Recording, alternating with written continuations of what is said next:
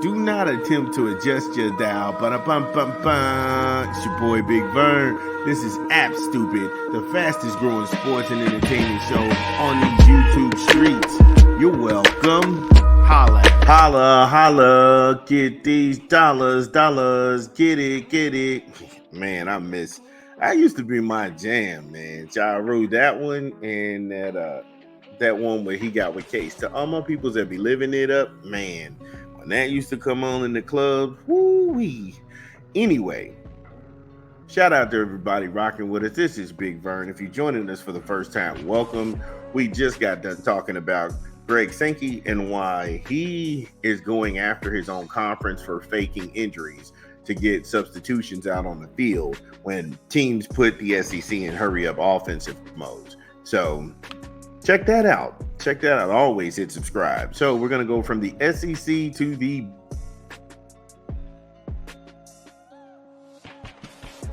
Ohio State Buckeyes. The Ohio State Buckeyes defeat the Penn State Nittany Lions 20-13 in Happy Valley. Now, this was all a mirage. That score wasn't indicative of how that game went down. And when I was watching the game, Penn State's offense did absolutely nothing outside of them getting a pick six, and then it was just field goal time. After that, it was just field goal time. And a game that they had to have to make it into the Big Ten championship game, that didn't work out for the Nittany Lions. And I'm not sitting here saying anything bad about Penn State because what they have done is a remarkable season. And I think it's the ignorance of most meat riders and flawed TV, compromised individuals. They don't know what they're looking at. And I'll go ahead and set that up for you, is that Penn State is a one-loss team. And if you look at the rest of the games Penn State has to play, they play Washington, which is a loser in the Big Ten. They play Purdue, which is another loser in the Big Ten. And then they play Maryland. Maryland isn't middle of the road. Neither is Minnesota. So it's very conceivable that you have a one-loss Penn State team that won't play for the Big Ten championship, but they can play for the national championship in a college playoff scenario. That's what I mean by they don't understand what they're looking at. And then now you have I think I've seen the ESPN crew after the game, because I was scrambling to change it on something else. I don't really listen to those guys. But you have a lot of people overreacting about one loss. And I'm not going to be that kind of person. At all. We'll get back into the weeds when we get back from a quick 20 from an unofficial sponsor of the show. This is Big Vern. Drop the spot. Better pizza, better ingredients. If you got the app open, you can go ahead and check out the Shaq-a-Roni Pizza, $12.99, and that's for members only. And then there's Papa Pairings. You get 2 and more when you pair the papadilla. You get the cookies, you get the breadsticks, and the whole shebang. Papa John's, better ingredients, better pizza. Get you a Papa John's pizza tonight, some Monday Night Football on, and then the start of college basketball is on tonight too. What a time to be alive. Combine that with the NBA. Man. So when you go and you dig into Penn State and you dig into this game, Penn State, they really just couldn't stay on the field. They were put behind the 8 ball and that third down efficiency when you got to convert to get that first down and stay in rhythm with that offense. They were put behind the 8 ball 11 times. They only converted 3 of them. That's horrible. That's beyond horrible. They became one-dimensional. Drew Alar, you all know that we do our own quarterbacks list here, and then we'll go ahead and pitch out some awards and show you who are our tight ends on Wednesday, who are up for certain awards, and go from that angle and that standpoint.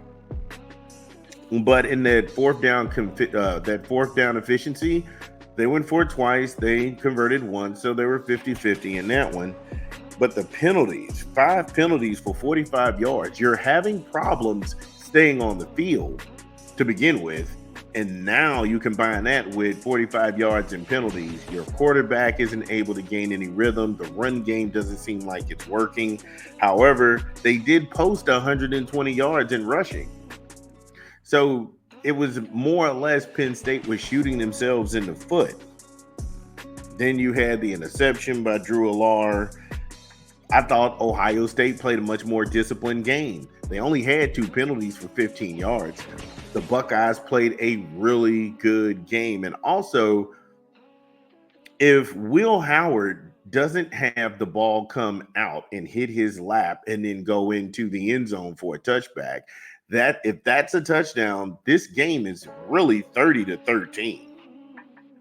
They got away, like I said, it was nothing that Penn State did to Ohio State. Everything that Ohio State was doing, they were actually getting out of their heads.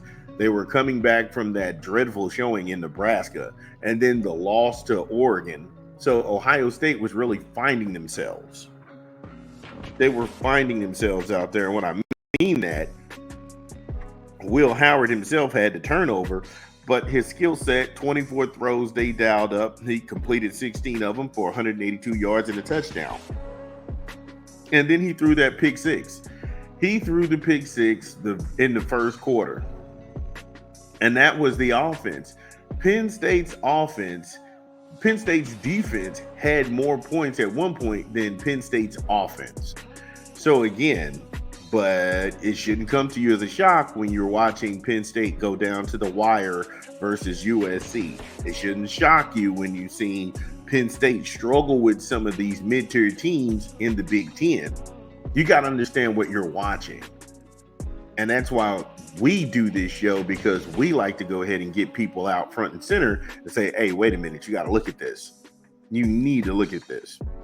Give me a quick 20 from a rap album we're promoting. This is Big Vern. Drop the spot. It's your boy Big Vern. You know how we do. Promoting another rap album this month. Overcast. Cast Got Wings. In stores now. Get it where you legally consume music, whether it be Apple Music, Google Play, or Spotify. My personal favorites on the album is Up, Pay Me a Grip, Caught Up, Beat It Up, and many more. Overcast, Cast Got Wings, in stores now. Yeah, shout out to Overcast, dope album out. Yeah, we got the Freddie Gibb joint we gonna go ahead and promote. So yeah, Freddie Gibb, that album is crazy. You only live once, you only die once. Oh my God. Anyway, let's stay focused. Back to the football. Quinshon Judkins in that rushing attack from Ohio State. I feel like that is the bread and butter right now, because when it gets cold and when you're going into these fall and winter seasons playing football, you've got to be able to lean on that run game. And I think Ohio State is making that turn right now. Quinshon, he had 14 grabs for 95 yards. And then you had Henderson, Travion. He actually had 10 grabs for 54 yards.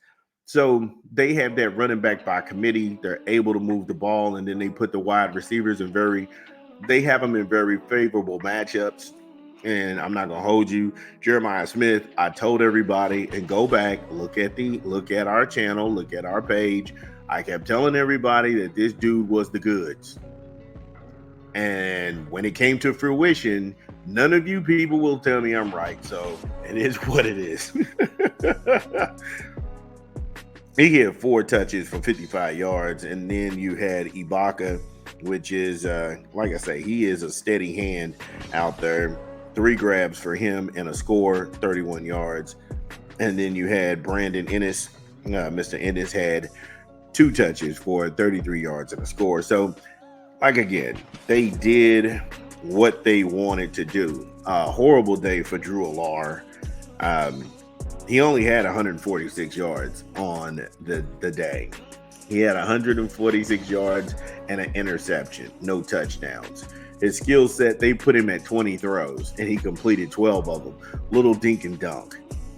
And I think that's more of a testament to that Ohio State front four on that defensive line, because they were, not only was the edge, they was crashing in, but that pocket was breaking. And if you're not a mobile QB who can get out and extend plays with your legs, it is not going to work out for you. So, looking forward for the Buckeyes. Congratulations to them. They play the worst team in the Big Ten right now, and that is Purdue.